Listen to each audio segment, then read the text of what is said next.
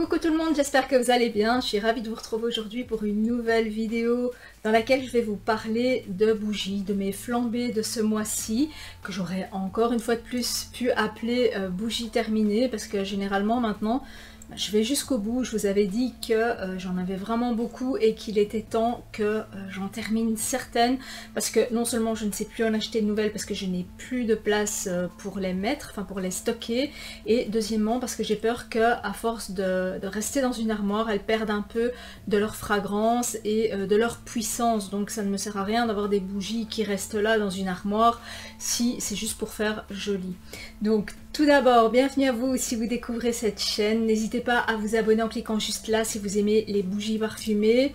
Bienvenue aussi à vous qui venez de vous abonner, donc qui venez de nous rejoindre. Ça me fait super plaisir et merci à vous de continuer à me suivre. Même si vous ne regardez pas toutes mes vidéos, je sais que vous êtes toujours là et ça me fait vraiment super plaisir. Alors la première bougie que j'ai envie de vous présenter, c'est une de Yankee Candle, donc que j'avais en grande jarre. C'est une bougie qui a bien 3 ans, je ne sais pas si on la trouve encore aujourd'hui, c'est celle à l'aloe vera. Alors ce que j'avais aimé dans un premier temps, c'était son côté frais et sucré à la fois, et que je retrouve toujours. Elle a un petit côté frais et sucré, elle a aussi un petit côté concombre, un petit côté melon aussi, melon d'eau comme ça, melon frais, que j'ai vraiment apprécié. C'est son côté sucré forcément qui m'a attiré dans un premier temps. Et ici je ne l'ai pas nettoyé pour vous montrer que par moment il y a de la cire qui reste carrément collée sur les bords, hein. Donc voilà, et alors je vais récupérer la jarre. Ça, si vous voulez voir comment je fais pour récupérer mes jarres, je vous mettrai juste là, je vous épinglerai la vidéo dans laquelle je vous montre tout simplement comment je retire la cire de la jarre avant de la mettre lave-vaisselle. Voilà, donc ça c'est une que j'ai appréciée surtout en cette saison, qui sentait raisonnablement fort, mais je ne vais pas vous en parler plus parce que je ne sais pas si on la trouve encore. Alors la suivante, elle est super jolie, c'est une de Bath & Body Works, c'est celle Cheesecake à la cerise. Cerise, c'est une fragrance que j'adore vraiment. Et ici, j'ai vraiment adoré son côté gâteau à la cerise, son côté cheesecake plutôt à la cerise. Et par contre, elle sentait vraiment très fort, hein, donc c'est quelques heures par-ci, quelques heures par-là. J'ai quand même réussi à la terminer. On voit que les mèches ont décoloré un peu dans la cire, mais dans l'ensemble, c'est super bien comporté. Alors, elle est même fendue la cire, je ne sais pas si vous la voyez, mais elle est carrément fendue cette cire-ci. Donc voilà, je l'ai vraiment beaucoup appréciée et c'est une que je n'hésiterai pas à racheter si elle est en promo, en plus avec son petit couvercle comme ça, j'aime beaucoup. Je vais récupérer la jarre et ce sera pour mettre des fruits que je fais sécher dedans.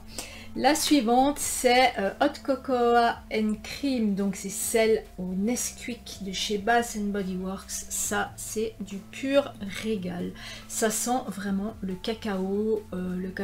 Quand on vient de le mettre dans le lait chaud, c'est vraiment super magnifique. Alors vous me direz, ce sont des fragrances un peu plus hivernales qu'on met quand on a besoin de se réconforter. Ben moi, pendant ce confinement, les jours où il faisait un peu plus frais, j'avais vraiment besoin de réconfort, j'étais pas très bien et ben tout simplement j'ai eu envie de ce genre de fragrance. Et est-ce que je la rachèterais? Ben oui, forcément, parce que celle-ci, elle est vraiment géniale. En plus, les superbes couvercles de chez eux, je crois que je vais tous les garder pour m'en servir comme dessous de verre. Je trouve ça super joli. Donc ça, deuxième Bath & Body Works. La troisième Bath & Body Works, celle-ci je ne l'ai pas terminée, c'est la Iceland Papaya qui sent, c'est vraiment une odeur estivale. Donc ça sent la papaye et la noix de coco sucrée. J'ai même l'impression, c'est très tropical, hein. Je sais pas si c'est mon esprit qui me trompe en me disant on dirait qu'il y a un fond d'ananas dedans. Mais je ne sais pas si c'est le fait qu'il y ait cette fragrance de noix de coco tropicale qui donne cette impression de cocktails tropicaux en fait. Mais la dominante, c'est la papaye pour cette fragrance-ci que j'aime vraiment beaucoup aussi, mais qui est une odeur que je mets quand il fait vraiment beaucoup plus chaud et que j'ouvre tout. Et alors là, ça sent vraiment super bon. En plus, les odeurs sont décuplées quand l'air est frais.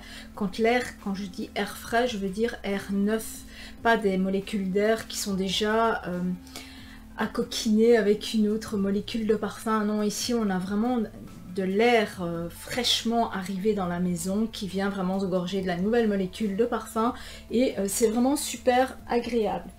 Alors la dernière Bath & Body Works, c'est une que j'ai terminée vraiment au tout début du confinement, c'est la Goy Marshmallow qui est vraiment une fragrance qui sent vraiment très fort, qui sont vraiment le sucre, le caramel, le marshmallow, mais vraiment le truc bien collant qui sent, quand je vous dis très fort, c'est maintenant, c'est 1 heure, pas plus, dès qu'elle arrive au bord, je l'éteins.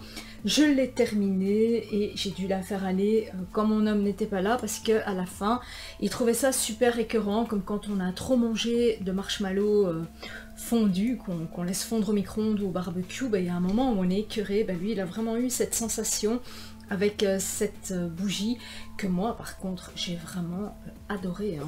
Franchement tout ce qui est marshmallow et caramel, et le marshmallow ici on sent qu'il est grillé, donc c'est vraiment une fragrance que j'ai adorée mais qui va plus dans des périodes où il fait un peu plus froid et où on a besoin d'un peu plus de réconfort.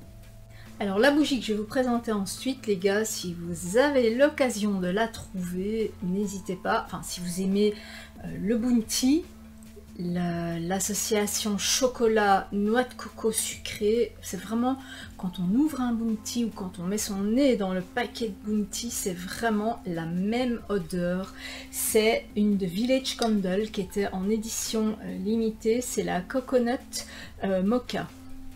Je vous la montre de plus près. Mais franchement, n'hésitez pas si vous aimez cette fragrance parce que c'est du pur bonheur. Alors, la mienne, elle est tellement grasse que, vous allez voir, il y a l'huile qui coule carrément.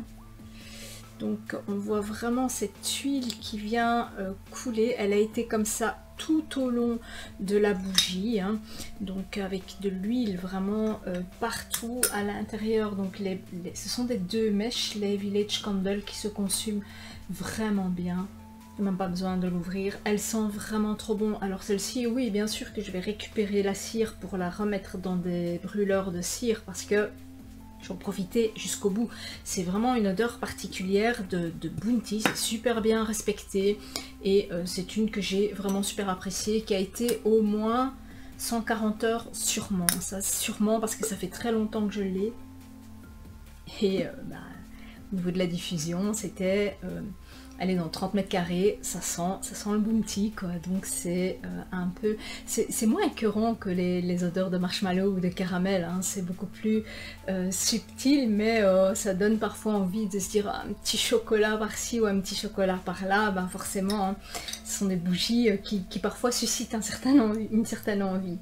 Et voilà, c'est comme ça que se termine cette vidéo sur mes flambées. Dites-moi si dans ce que je vous ai présenté, il y en a que vous avez apprécié ou que vous avez détesté. On n'est pas tous obligés d'avoir le même avis sur tout. Et j'espère que cette vidéo vous aura plu. N'hésitez pas à mettre un pouce vers le haut. Et je vous dis à très bientôt pour une prochaine vidéo. Ciao!